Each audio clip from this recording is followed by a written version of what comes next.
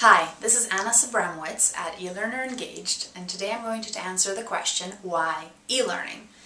And this question is still being asked quite a bit, and my source is online searches. And I think a lot of it has to do with the fact that it's still a buzzword, there's a lot of money being spent on it, there's a pressure on companies to reach wider audiences with less money, and also, people are wondering, is this worth the investment? Is it going to be worth it for our company, even if we're tiny, even if we're big? So, I'm going to try and address that question by talking to you about a little scenario, and then just how e-learning could help.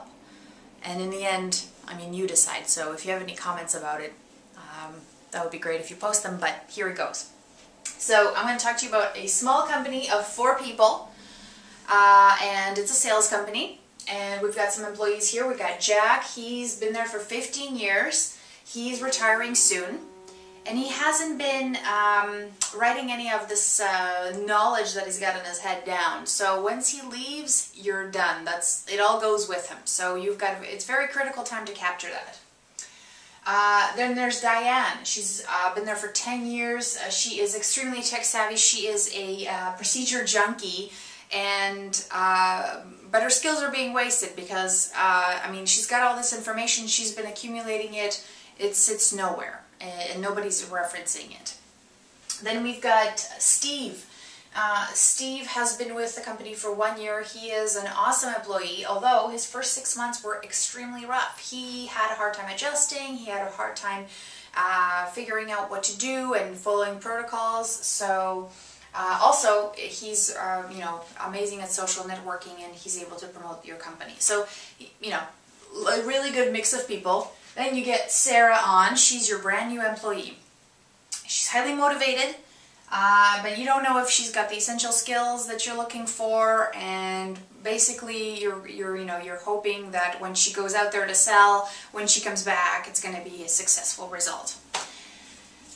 What you could do is tell Sarah to go to Diane, Jack, and Steve individually, and then ask them to, coach her on stuff and for her to ask questions. But what you're doing is you're putting a lot of pressure on Sarah, not only to get along with each of these people, and she's, she's new, she's stressed out, but also to ask the right questions.